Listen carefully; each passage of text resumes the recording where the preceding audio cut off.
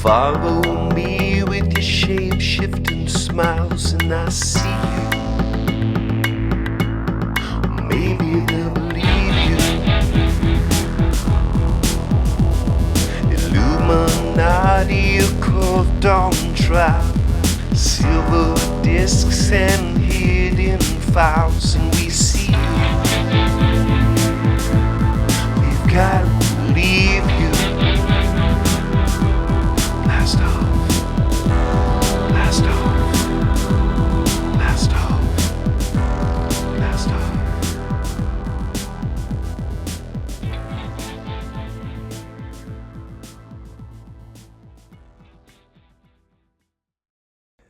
Blast off on an epic episode of the Hyper-Anomalous Esoteric Research Organization podcast, also known as HEROparanormal. My name is Ryan, the anomalous ambassador of the airwaves, broadcasting from just south of Area 51 at the base of La Madre Mountain. I've got one of my favorite people around on the show today, none other than Karen Holton from the Quantum Guides show. She's also a part of the Forbidden Knowledge Network. She's one of the good ones, and I'm not going to waste a lot of time self-promoting or anything like that. I really want to get into the book that she just came out with because it has such an important message. However, if you haven't been over to HEROparanormal.com, slide on over there, smash that green subscribe button, and there is a ton of content over there just waiting to be found out. Thanks so much for your support, and let's get to it.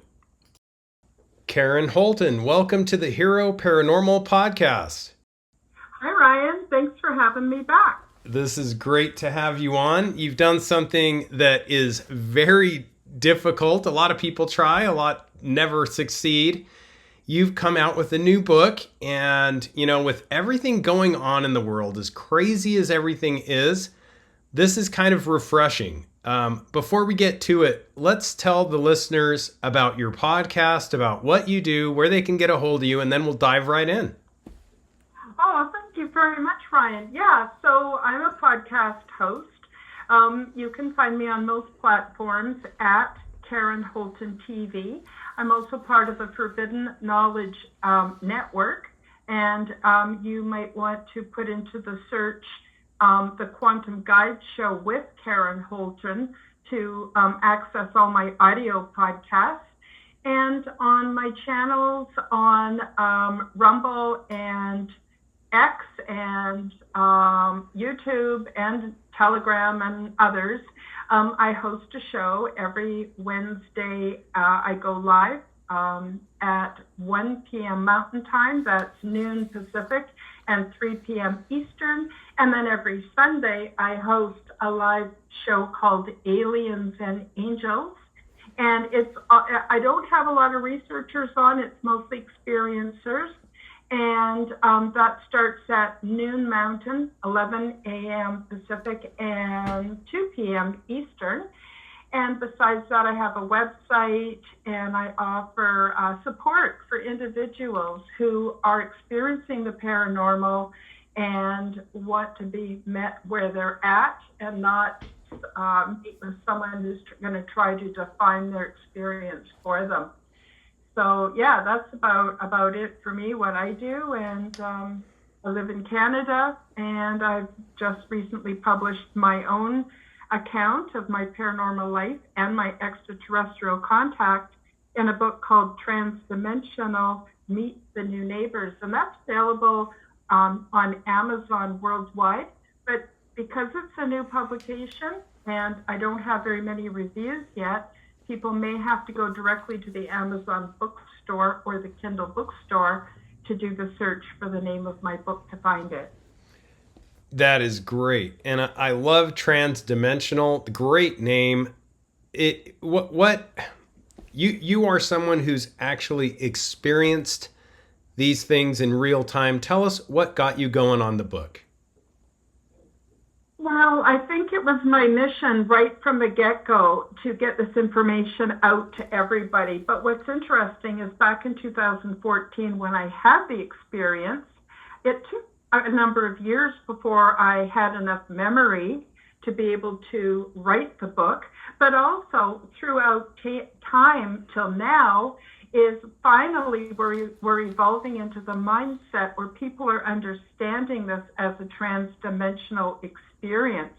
So we started off with the nuts and bolts people who wanted to see hard evidence from crash retrieval sites and actual footage and film of extraterrestrials. And then it evolved, I think, from there into, a lot of understanding that a lot of this is not possible to document. And finally, now in 2025, people are ready to hear that this is a trans-dimensional experience.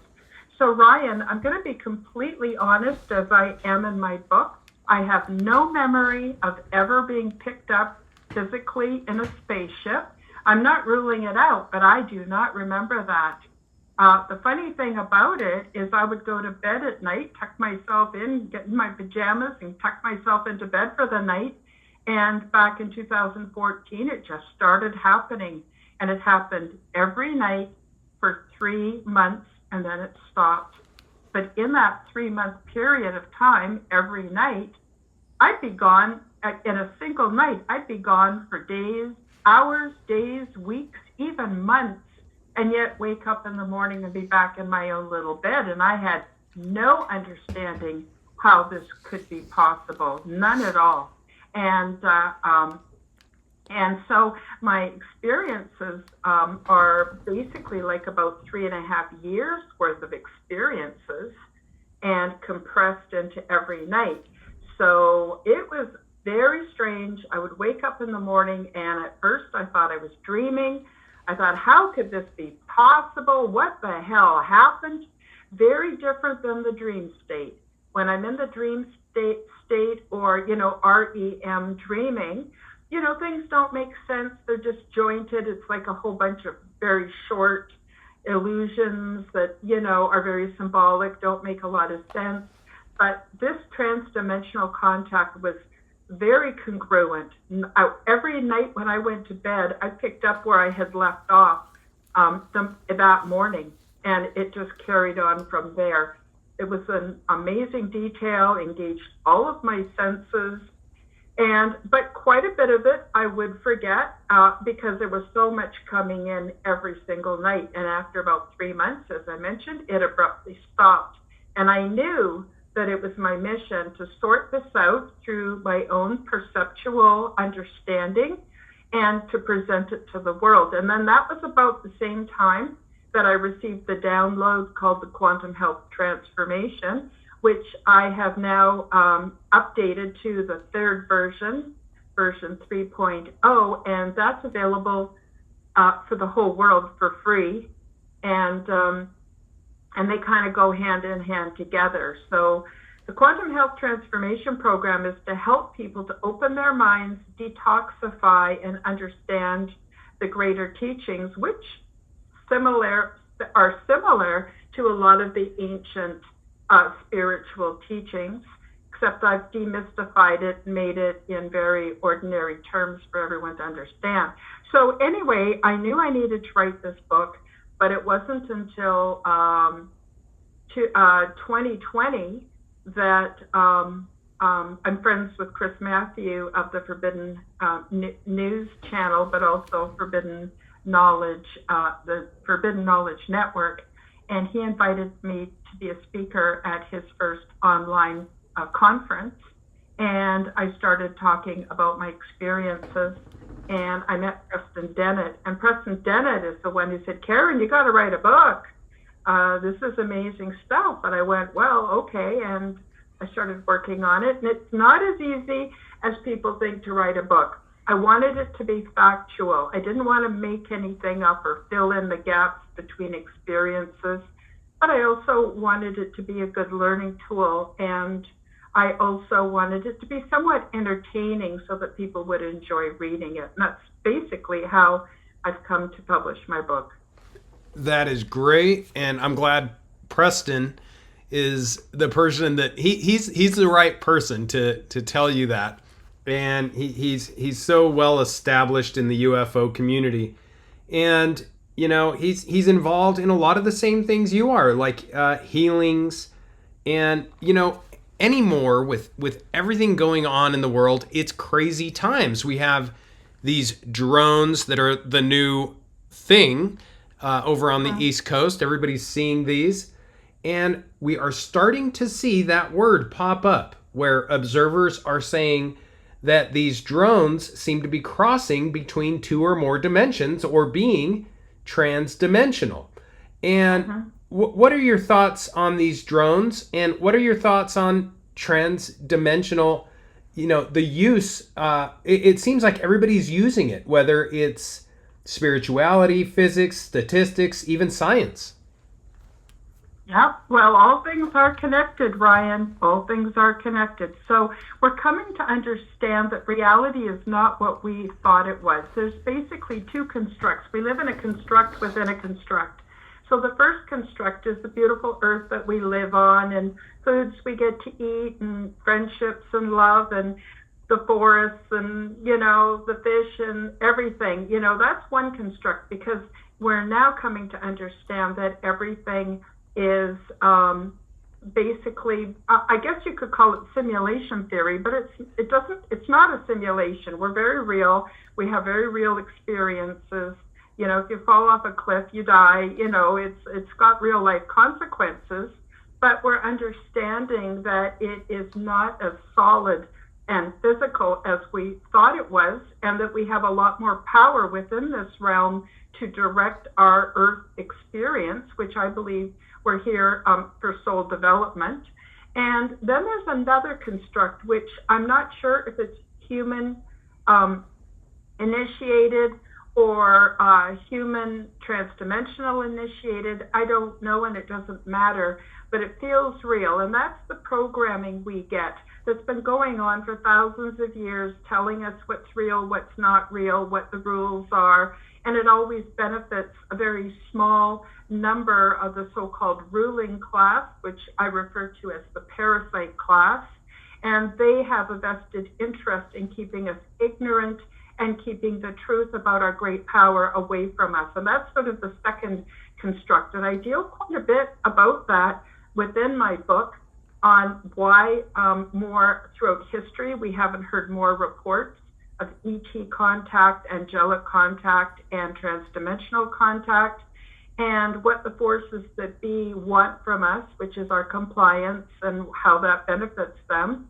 But you know what? It's like this new transdimensional experience and awareness is like an unstoppable force, and it's wearing away and eroding what we previously considered an immovable object, and that would be the construct. So we're wearing away at it as truth is becoming manifest, and we're starting to understand that we have power, we have sovereign rights, and we have the ability to make contact with and have actual relationships with other beings that we were taught were not real, were science fiction, we're not, we're fantasy, that, we were told that's not real and it's dangerous to even, go there. Religions often try to make us afraid by saying, oh, you're opening yourself up to demons or the devil or whatever. But now it's an unstoppable force. So many people are having experiences. Our level of understanding is rising very, very quickly, and we're coming to understand that our reality is so much more, and reality is so much more flexible than we ever thought. So getting on to your question about the drones, I have not had direct experience, and I don't know for sure. I can make educated guesses, but I do know that when I'm aboard the big ship, that's what I call it, because they don't use English, and I don't have a better name for it. But when we want to change positions, what we do is we actually are able to turn point A into point B. There's no traveling. It's not like getting in a boat and on one continent and paddling your way or using wind to get to another continent. It's not like you get in a spaceship and you travel for thousands and thousands of years to get to another location. No, it's instant. point A becomes point B. And so to me, that indicates that these drones, some of them I'm sure are domestic and human made, but probably a lot of them are not.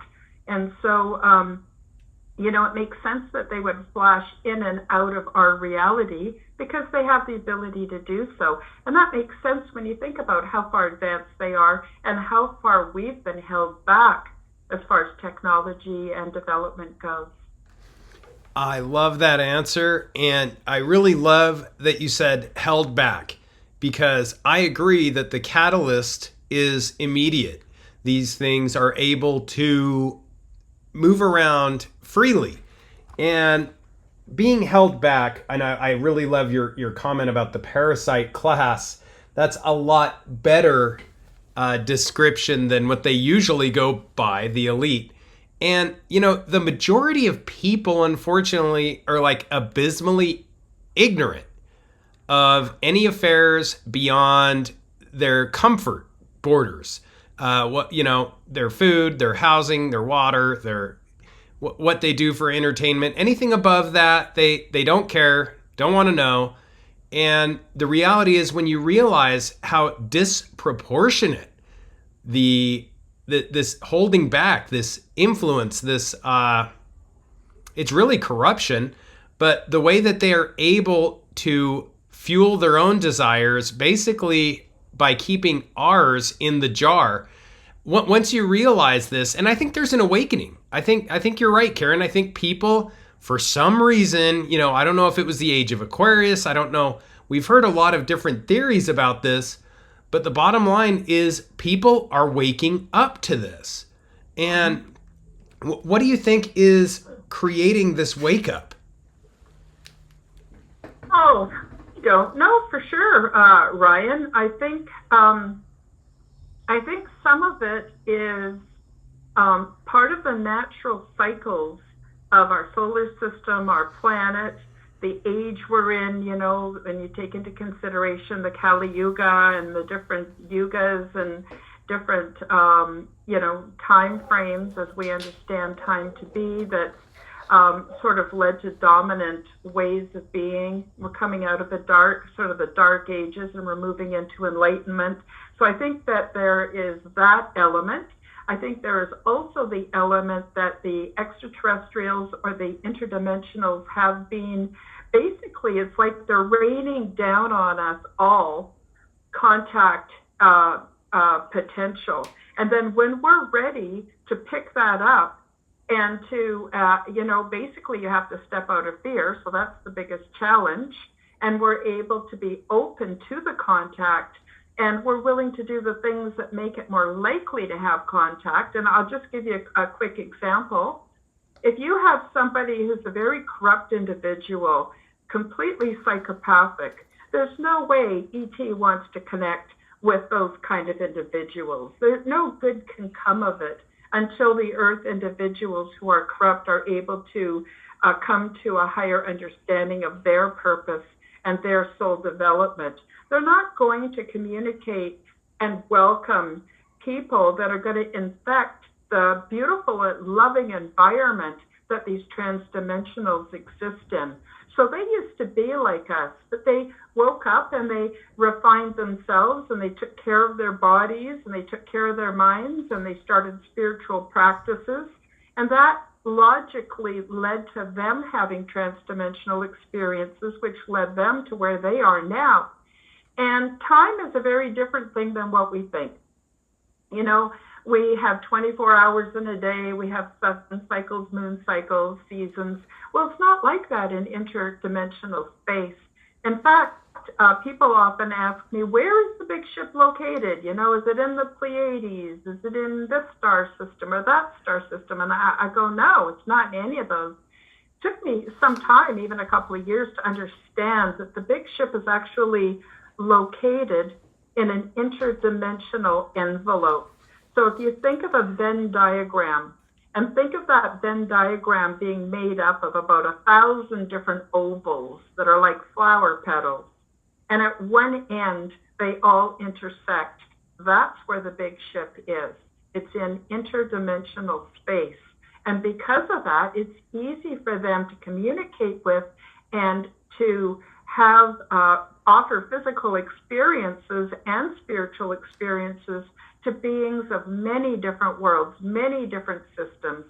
So there's the the angelic realms. There's if we live in a multiverse, all the different creations of humanity and Earth, and even many different dimensional realities. All of those can sort of overlap in one spot, and that's an ideal location for the big ship. So people can come and go, and beings can come and go, and it's very, very productive. And it adds to what I call the ecology of the omniverse. And the omniverse is the multiverse plus the angelic or spiritual realms, and it's all connected. And so I forgot what your original question was. No, you nailed it. And you really nailed it, because this is the kind of stuff that I 100%, usually, I'll talk to people and I'll have some things in common, but this I 100% agree wholeheartedly. And I'm so happy that you present it this way, because this is the way, at least in my opinion, it works. Meaning, that beyond the veil, how these experiences can change people's lives. And I'm so happy that you're honest about it in your book. And the way you talk about it, complete honesty, you're not trying to say, oh, it's in this star system or in that star system, or trying to validate it. You're just telling it how it is. And I think the more important thing is, the messages that you may have been tasked to share with others, even the very experience. What did you gather as far as messages to share? Well, I'll tell you. Let me get into spirituality a little bit. So the beings aboard the big ship do not subscribe to any religion or religious beliefs, not at all. They're at one with what we would consider universal consciousness, just like we're at one with universal consciousness. And there is an intelligence behind universal consciousness, one that we don't understand. It's huge. But there is, you asked me earlier, why are we waking up now? Again, it has to do with universal consciousness. It's time. And so this universal consciousness is in everything and everybody throughout all concepts of time and space. I describe it quite a bit in the book. And that's what they believe in. So instead of worshiping an external God, instead of having religious ritual, they manifest their worship by becoming the very beings that they know offer value to what I call the omniverse. So for instance, they're very much part of the love harmonic. Why? Because love is functional. Love works. It's interesting to note that love is not scientific and it's not logical, not at all. But love is a very real force.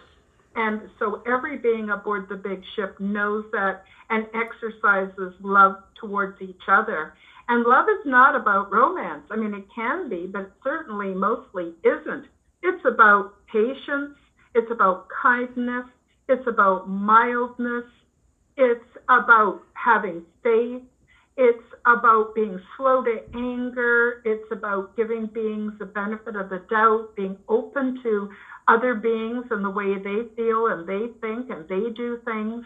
So that's the other thing that I want to touch on. This is not a homogeneous group. Beings are very diverse, more than we could even imagine. So just like we see mixed marriages on Earth, we see many, many mixed marriages aboard the big ship. In fact, many of these beings were born on the big ship. The grandparents were born on the big ship. They have no concept for racism. We are humans. We're part of the human race. We're part of a specific family line or race, but we're not a separate species from the extraterrestrials, not at all. We're all of the same species. We're all humanoids. Some of them look very much like us, and some of them look a little different, but they basically are part of, these are all our distant cousins and our family members. it's a beautiful environment. So getting back to love, love is functional. When we have a deep respect and honor and patience for each other, we're exercising love, and that works. And that creates a safe environment where we can be more authentic and we can be ourselves. And people and beings are not being offended by our differences and our own take on reality. So it's very, very a beautiful environment. I give many examples. Chapter 7, I get into a daily life on the big ship. What's that like? What happens from the time I get up in the morning to the time I go to bed at night? I talk about cultural adventures I had aboard the big ship, which were amazing and surprising. And I've just bared my soul in this book because I was compelled to, but also I just felt that it was my job or my mission for being here is to share this information at the time and to also add a whole new spotlight on the whole UFO extraterrestrial narrative so that people are not boxed in to thinking about this phenomenon in a certain way, because the powers that be, the parasite class, are going to use that to weaponize the whole narrative to try to keep us off track. And so. That is great. Well, you find that as time goes on, this parasite class, it seems to me that they are very rarely objecting to corruption or oppressive governments or dictatorships or anything. They object to nothing as long as they can benefit or do business with these individuals. And what I like about your explanation of the big ship is that it's really a spiritual class designation instead of like socioeconomic or wealth-related materialism. And, that's so much more constructive and so much more powerful, isn't it? Oh, absolutely. Let me give you an example. So while I was aboard, I was intrigued at the food sources. So aboard the big ship, there are many corridors and rooms where there's an abundance of plant life. And aboard the big ship, we're vegan. Now, I'm not a vegan on Earth, and I'm not saying that's the way people should eat. I think that we're all different. We all have different ways of eating. But it just turns out aboard the big ship, the plants are growing everywhere, and I saw absolutely no evidence of animal husbandry. It's not that you can't eat meat. Beings do bring different food sources from other locations with them and do share that. But anyway, so these plants were growing everywhere, and I noticed that as I learned to prepare food with the other beings, I noticed that it didn't bother my digestive system. Whereas here on Earth, I tried to be vegan before for the spiritual reasons and also because I love animals. And my digestive system couldn't handle it. And I thought, what's the difference? So I started delving into it. And that led to a botany specialization. So I ended up getting into training on botany and food combinations and all that kind of stuff. So that was my special interest while I was aboard. And so when beings are on board, they follow their special interests. Whatever they're keenly interested in, that's what they learn. That becomes their education. That becomes their work. But it also overlaps with recreation and leisure time because we're doing what we absolutely love. And we're all excited. We get together with other beings and we share what we know and we learn new techniques. And there's many different fields that people can get involved in. Ship maintenance and function is another area that interests a lot of people. The big ship is actually conscious, and the beings who take care of the big ship actually interface telepathically. Everything is done telepathically aboard the big ship. There's no spoken language at all, not even close.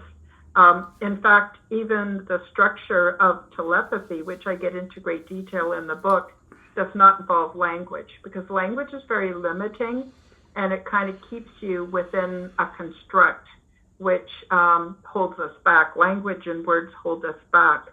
And that's how they're able to, service the big ship, take care of its needs, but also that's how they're able to relocate the big ship. It's very interesting. So I guess what I'm trying to say is there's no money and no commerce on board. There's none of that. It's all about every being pursuing their passion, their interests, learning, understanding what's going on, all within the love harmonic. And that's what beings do. And everything is free. You don't have to pay for anything. And there's a whole section in the book, the chapter on the big ship, that talks about how everything is produced and how it's made for free, and how we go about getting the things we want or need, even the everyday stuff. And so sorry. I always get carried away when you ask me a question, and then I can't remember the original question. I like Sorry, that. Ryan. I like that. I like that you went into great detail, because that's these true life adventures. This is where I was going to continue on to, is your descriptions of the big ship, which you kind of explaining this lack of need for money. When you're coming from a place of abundance, when you've risen above fighting over scraps, there's a lot more abundance, isn't there? And there's not any need to engage in this sort of menial. I mean, if you let's just look at the animal kingdom as a really good example. The further down the food chain you go, the more of this fighting over scraps you see. They're at a totally different vibrational level. I'm thinking of obviously like mice or insects, or things that are literally fighting over scraps that we see as completely ridiculous. Yet we find ourselves in sort of a rat race because of the construct that this parasitic class has created to keep us busy from seeing the big picture. And I have to believe that all of the suffering on the planet begins with wanting something you probably don't need to have right now, but something you want. And you want it probably because our construct has programmed you that you want this, and if you don't have this, you won't be happy. What do you think of the construct, or this matrix that we're all sort of forced to live in to some extent or another here on this planet? Well, I'll tell you, it is, there's a reason why our planet and our solar system is under quarantine, because we are really not advancing the way we could advance. So let's get back to the love harmonic. When you really love your fellow beings and the planet and everything on it, you're going to do everything you can to be good to that environment. But when you look at the construct and the powers that be, we've been sold the idea that there's scarcity. We've been sold the idea that we're powerless. We've been sold this idea that we have to fit into mainstream society and do things the way we're told we have to do it in order to survive. And it's simply not true. And that's why the whole transdimensional reality is such a threat to the churches, the religions, to the political environment, to the economic environment, and on it goes. It's a huge threat, because as soon as we realize there's no scarcity, and as soon as we realize that we all have rights as sovereign beings, the jig is up. And everyone's going to go, oh my God, the emperor has no clothes. It's just like on The Wizard of Oz when Toto pulls back the curtain and they all see it's just an old man running a bunch of machinery to give the illusion of being a wizard. That is the reality that we're actually living in. And so I think it's the hope of our extraterrestrial and interdimensional family to help us open our eyes and see the greater reality and see the greater possibilities, where there is no need for us to fight over resources. There's no shortage. There's all kinds of resources that have been hidden away from us, like 0 point technology for energy. we could all have abundant energy. In the past here on Earth, a lot of the ancient structures, which have been called burial chambers or religious structures, they're not that at all. They're highly, highly efficient technologies that brought fresh water and energy and electricity to all beings on the planet. And that's why we see these structures all over the world, not just in one specific area. This whole Earth used to be a bustling and trans-dimensional environment. And it's just the construct captured it, the beings, and I think that it's the Earth people who are putting it into action or facilitating it, but I think it may even come from other forces and other beings that we think are so advanced, because compared to us they are, but they're not really that advanced when it comes to the total ecology of the trans-dimensional reality, which is much bigger than a universe, much bigger than a multiverse. It's very complex. And that's another thing, is that I'm not the spokesperson for any of these beings. They don't need a spokesperson. They don't need a grand poobah. They can communicate directly with us, and in a multitude of ways. They can do it physically, but they can also do it through astral travel, lucid dreaming, remote viewing. You can have visual overlays. You can have auditory overlays. There's many, many ways that they communicate with humankind. And although it might be beyond the scope of this show, I do cover what has been holding us back in my book as far as classifying and severely inflicting suffering on those of us who talk about trans-dimensional experiences. We really see this throughout history, through the insane asylums, the horrible things that they did to people to stop them from sharing this kind of information, and how that movement is still alive today. But I won't get too much into it. It's not very positive.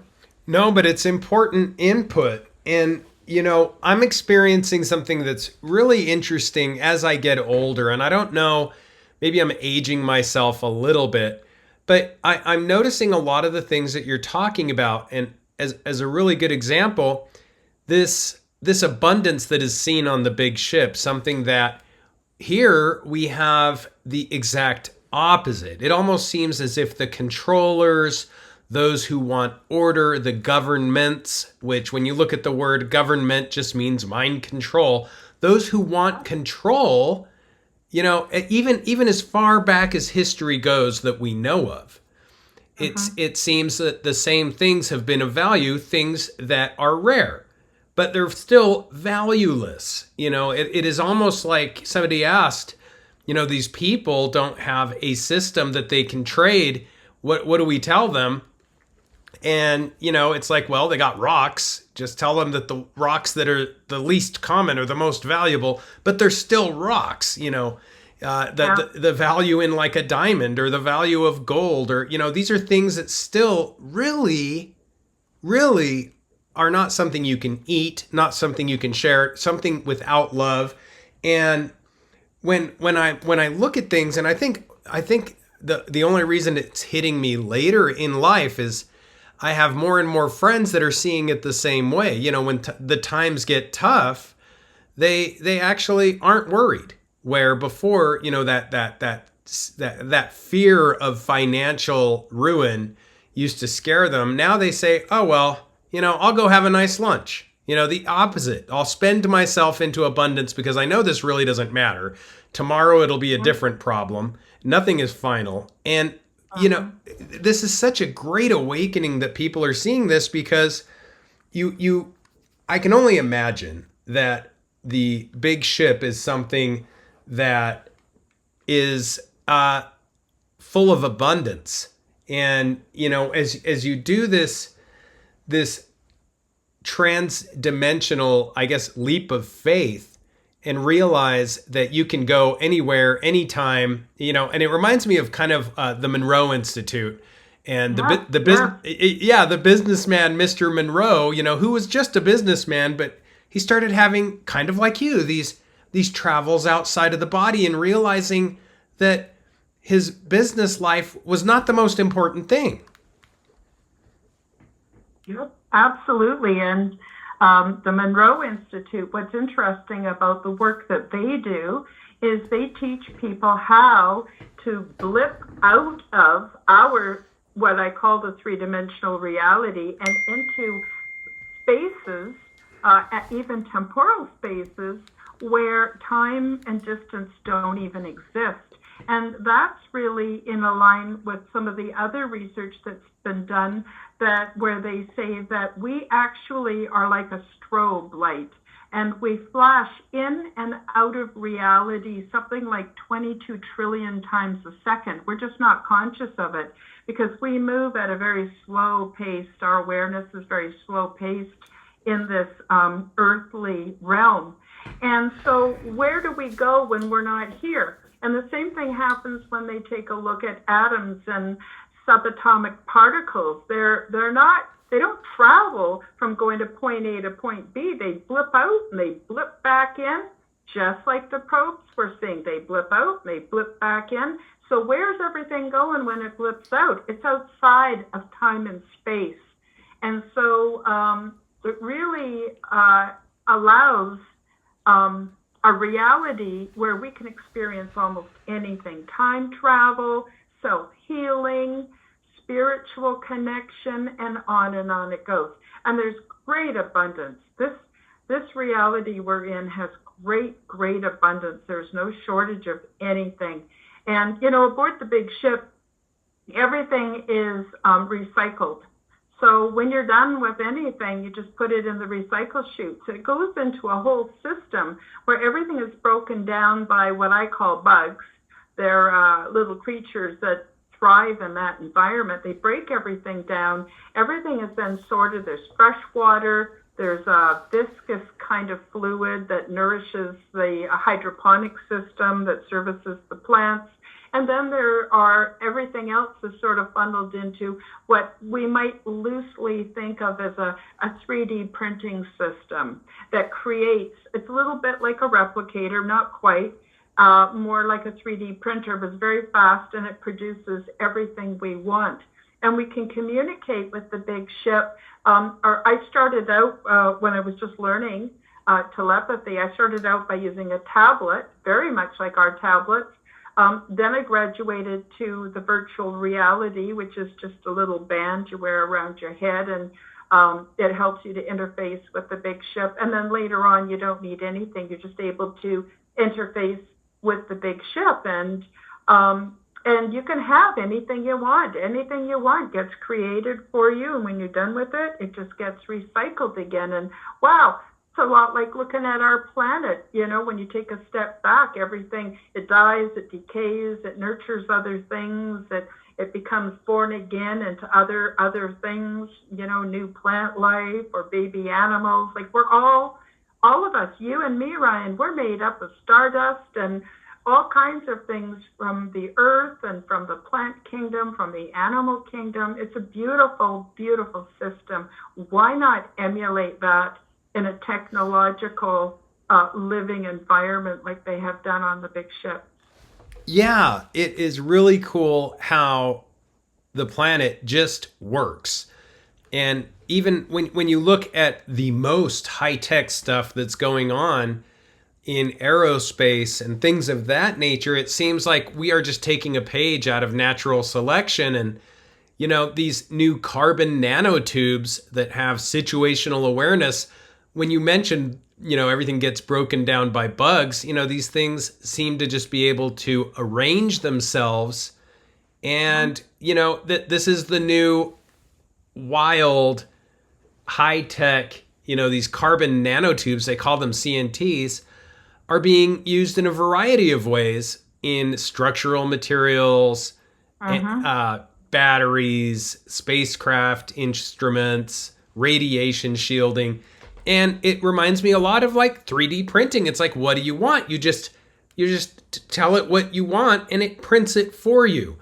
And I mean, it's just, why deal with all of the stuff in the middle when, much like the travel itself, you can just go from point A to point B.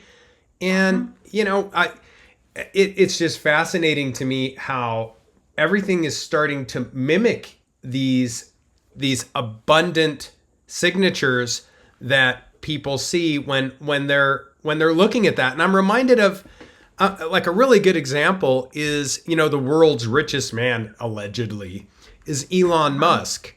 And here's a guy that really needs nothing, wants nothing, lives in a small house. All of his money is sort of make-believe because it's all caught up in stock and the stock price. And yet he is who we consider the world's wealthiest man. And he's almost beyond that because it really doesn't matter, right? It's all a construct. And when you look at how he lives, you realize that it's a construct. And when you realize that if he can't sell all of his shares, so he can't materialize that wealth in any real form.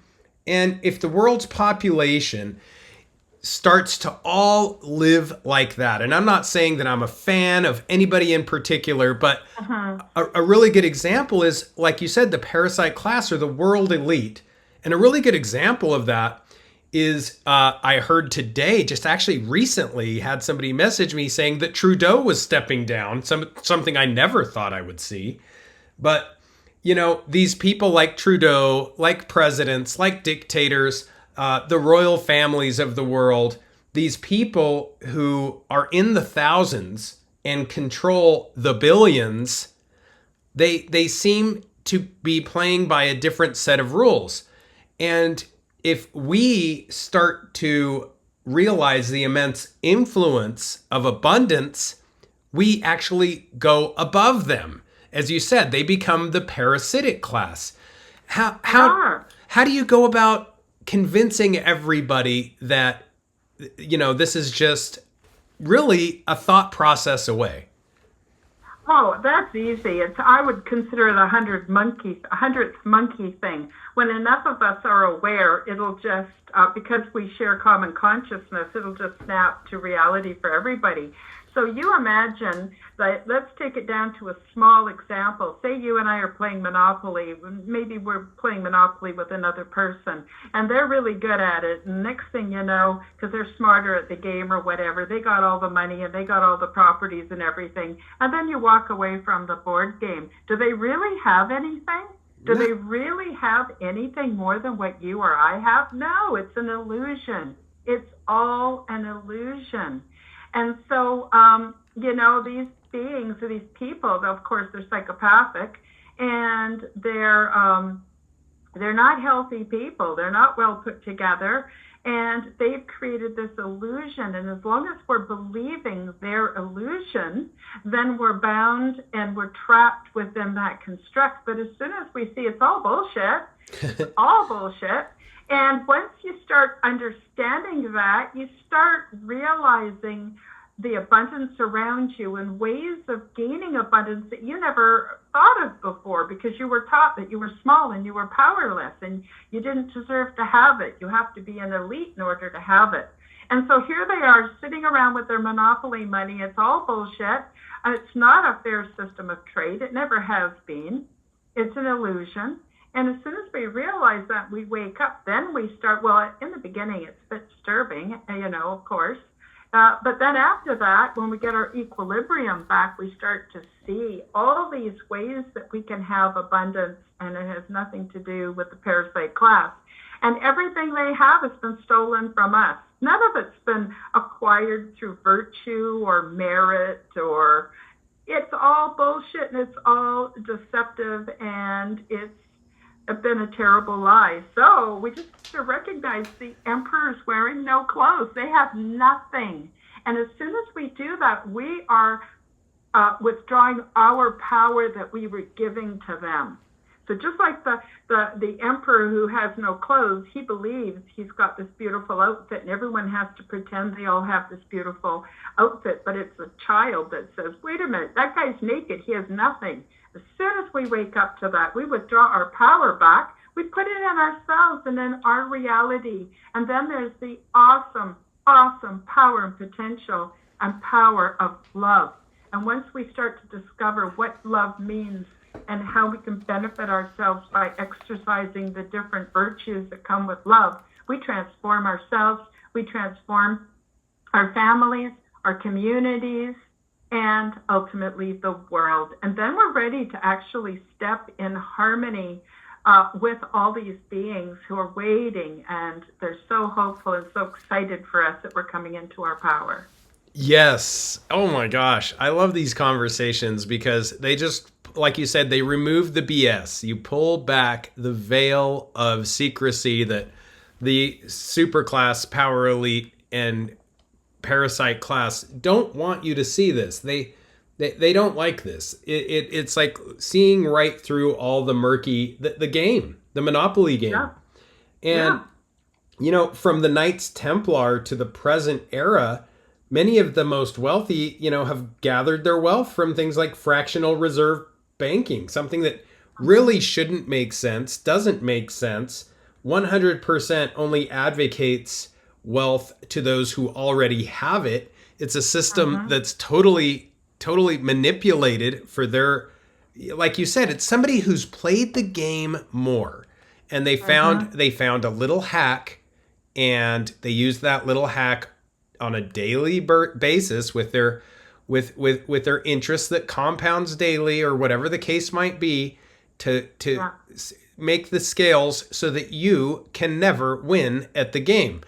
And I really like that, you know, the reality is, and it, you know, these people have nothing. What is all that paper worth? What is all the gold worth? What is it all worth? At the end of the day, they're just like the little man pulling levers and pulling strings, the Wizard of Oz. That they have less than we do. It's sad. It's really, really sad. And you know, I also have some precognitive ability, and I've seen glimpses of the future. Now, the future's not set. It can change. But I guess what I do is I'm able to glance down specific timelines. And I have glanced down timelines where I have seen that Nancy Pelosi and all these different people all over the world who have the illusion of power, they don't really get punished. They just get recognized for what they really are. So they lose all their power. They can't get work. They don't even know how to work. Nobody wants to support what they do. And they just become beggars on the street trying to survive. And it's not like I want them to suffer, but at the same time, they damn well should have the logical consequences for their previous behavior. They should. We all should. I don't know about you, Ryan, but, you know, I get disciplined by reality all the time, and I learn from it. I do better, and it helps me to become a better person and strengthens my soul and my integrity. And these beings are people, whatever, you know, they're going to get their comeuppance. And basically, we're just going to withdraw all our power from them and start putting our power in other places and realizing that we personally have the power. And, you know, I don't know when this will happen. I don't know if, but I have seen that timeline strong enough for me to recognize it and to know that it's a possibility. Yeah, I'm right there with you. And maybe it is already happening because, you know, these same Knights Templar that started this thing, it's almost as if they got a cheat code illegally and utilized it as a central tenet to make up for the unfairness. Because the reality is, I believe that it's very likely that a person's non-physical essence, such as their soul or consciousness, is reborn into a new physical form after death, especially if they don't get things. If they are these type of people, right, that they just don't learn the lessons, so they have to keep getting sent back and keep getting sent back. And maybe that's why they're better at the game, because they have failed to see that it's not a game. And you see a lot of African religions. You know, there is the Gnostics, Hinduism, of course. I mentioned the Templars, Theosophy.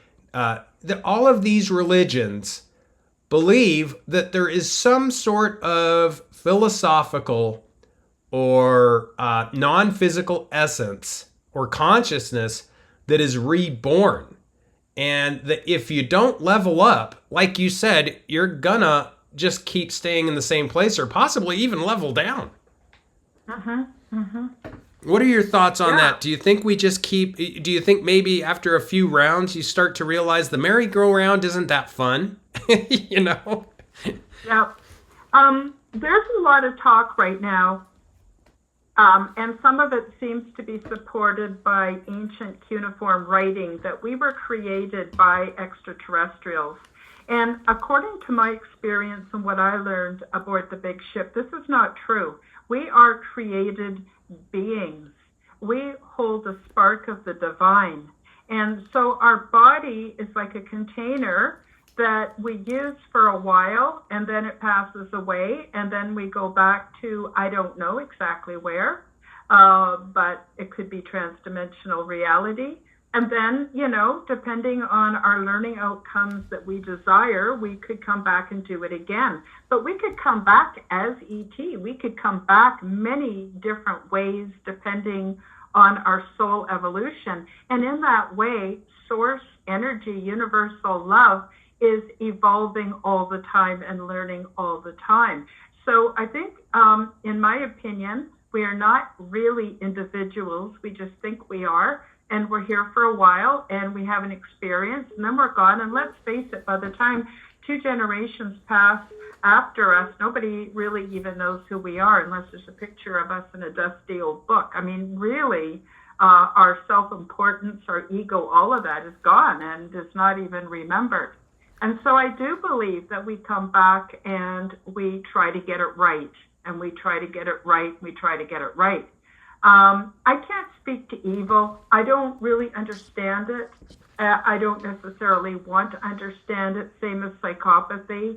It could be an illness. It could be a defect in the machine. It could be a choice, a lifestyle. I'm not really sure. But I do know that I myself was born with an inborn sense of right and wrong. I know. I have a conscience.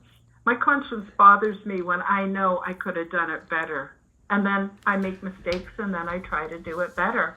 And so I think that the whole universe actually operates on that principle. And again, I think we're living in a construct within a construct, and it's all a construct. And I'm a big fan of simulation theory, where, and it would explain why there's so many different perspectives. And even if you really delve into the flat earth philosophy and understand what they're saying, you'll see there's a lot of diversity of thought, even within that pool of reality. But they're coming very much around to the transdimensional aspect of reality. There's a fellow by the name of Darius J. Wright, who's been quite popular in a lot of podcasts lately. I've watched a few shows with him talking. His experience is not that different than mine. If Darius has had that and I've had that, and I know there's many others who have it, just might be a thing, you know? And so I think that we do better if we don't look for truth with a capital T, if we just observe patterns and recognize things and try to be better people and try to be more loving and understand what love means. Be open to contact and direction if that's a path we want to take, and just leave things to be a little bit flexible so that universal consciousness, which some would call Holy Spirit, can come in and transform things and teach us and operate through us to make things, well, what I will just loosely call better. I love that. And, you know, I so many things are really hitting home for me because, as you know, I have a couple of toddlers, and I've had conversations with my older 6-year-old and kind of told her that, you know, we are, and I loved your term, containers. I've told her that because, you know, we hear people historically like Bob Lazar and others telling us about these non-human intelligences referring to us as exactly that, just a container. And I used it as an example of whatever you put in is what you get out. If and her school, she came home really happy one day and she said, Dad, our teacher said that we're like buckets and those are containers. And I said, why would your teacher say that you're like buckets? And she said, well, if we compliment somebody, we are filling their bucket. And if we make them feel bad, we're emptying their bucket. And I loved it because really on an individual basis, that's the truth, right? And if you fill yourself with love, you become love. And what you said about evil is so true. And the more you study, evil, if you want to call it that, or delve down some of these darker philosophical rabbit holes, you realize that they really have no playbook. The only playbook they have is to invert the good. They can't come up, as most archonic things can't. They can't come up with a playbook of their own. If even the word evil is live, backwards. Their symbolism is basically, if it's a cross, they invert the cross. If it's light, they invert the light and turn it into dark. If it's one thing, all they can really do, like you said, it's a choice. All they can do is choose to invert it in some form of rebellion because they don't have the creativity that comes from the creator that makes it special. And it's really sad because we see this in our world all the time with these wars. It's not a perfect place. When they see something and they want it, the only thing they can do is take it by means that are archaic and disruptive and, unaliving people. And it seems like a more successful existence is to coexist. And we're finding that out. We're finding this out often. And, I'm seeing a lot of shifts. And like you mentioned about, there's this new app. You mentioned Pelosi. There's a new app where they basically track what she's doing and anybody can trade the same as she can, which obviously her trades are beyond corrupt because how is she getting all this information? But the bottom line is she's having that power taken away. It's not just her able to do it. We can all do it now. And I'm seeing that, and I'm seeing that this is happening more and more often. The mind, the soul, the body is realizing that it needs much less, but it just needs quality input, not quantity. But they keep trying to distract us, Karen, with these television sets and programming. And as we kind of start to wrap up, what's your big takeaway from The Big Ship? What's my big takeaway from The Big Ship? Well, I got to tell you, it was pretty nice being in an environment that was dominated with loving beings, peaceful beings, certainly quiet beings. It was an absolute pleasure, and it was really difficult to come back to mainstream reality here on Earth. Very, very difficult. And I tried to, in the book, show the contrast between how things are currently being done on Earth or historically been done here on Earth and what the culture on the big ship is. So I think the big thing about the big ship is the culture of the beings on board. Now the technology is spectacular. Everything is like self-assembling, nanobiological particles. I don't exactly know how it works. It's amazing. But the beings themselves, oh my God, what beauty, what health.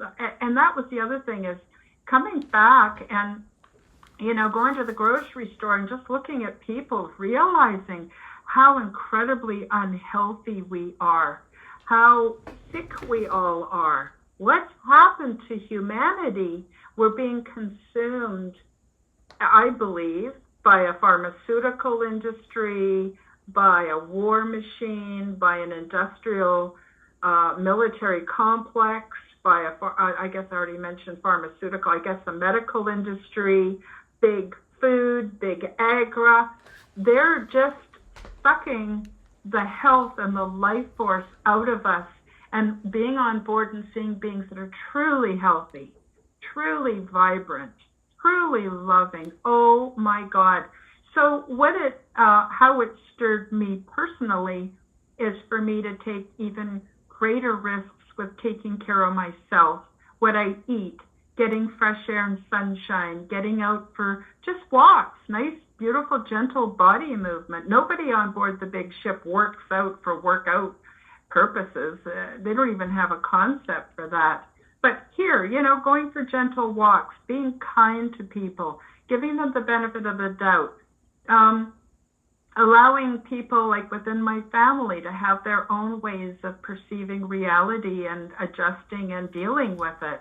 Learning to mind my own business, being kind, even more kind and thoughtful towards my pets. I mean, it just goes on and on and on. I want to be more like the beings on the big ship because I believe that I am a part of the change that I want to see in my world. And it starts with me taking responsibility for me and my life and how I affect other people and how I just walk softly upon this planet and enjoy the great abundance and beauty and peace and order and majesty of this planet that I live on. The great privilege it is to be alive in this three-dimensional reality for a very, very short time. Like, those are my takeaways from being on the big ship. So my book is not about, hey, everybody, look at me, I'm special because I had extraterrestrial contact. Not at all. It's about, this was my experience. Hey, everybody, just consider how things are done on the big ship. Just consider how things are done in trans-dimensional spaces. Just consider that maybe you're wonderfully made and that you are also transdimensional. And some of these experiences that you've been pushing away or, brushing off as dreams or God knows what, figments of our imagination, maybe those are real contact experiences. And maybe we can all together learn, evolve, and just cast off the shackles and just be and live in the beauty and the pageantry and the imagination of universal consciousness, which again I would consider to be the same thing as Holy Spirit. Yeah, the natural beauty of the human soul. And it is, you realize while you were saying that, it really hit me, Karen. The most amazing thing that we can create is love. And whether that, comes in the form of, children, which, I mean, that's literally, that comes from the interpersonal relationship between two people. But the bottom line is that interpersonal connection, that love, that interpersonal, trans-dimensional, if you want to call it, trans-boundary acceptance of one another. And it is something that we need more in the world. Let's tell people where they can get your book, Karen, and where, more importantly, they can follow all the work you do, all of the quantum things you're involved with. Thank you, Ryan. Thank you so much. And thank you so much for your kindness and for having me on the show. I really appreciate it. And I want to send much love out to your audience and to all the people you have contact with and to your family. And Transdimensional Meet the New Neighbors is available on all Amazon bookstores. Now, when you go onto Amazon and you just type in the name of my book or my name, it might come back as showing no results. So I recommend people going into the menu and choosing the Amazon bookstore or the Kindle bookstore, because the book's available in paperback and Kindle at this point. Audible is coming. And then type in the name, and then you'll see it. And you can also visit my YouTube channel and follow my live shows. And like I said, every Sunday I'm going to be getting into covering a section of my book and opening that up to discussion so that you can, all your audience can come on and share in the discussion, ask questions that they might have about my experience. And also I will have all the links, direct links for Canada and the United States for people to be able to find my book. And So I've also, I didn't know where I was going to go after the book came out. I'm kind of in this liminal space. And lately, I've been working with AI creating images. And the images are AI created. They're not snapshots of my experience. But through my direction, AI has been amazing at creating images that are very close to my experience.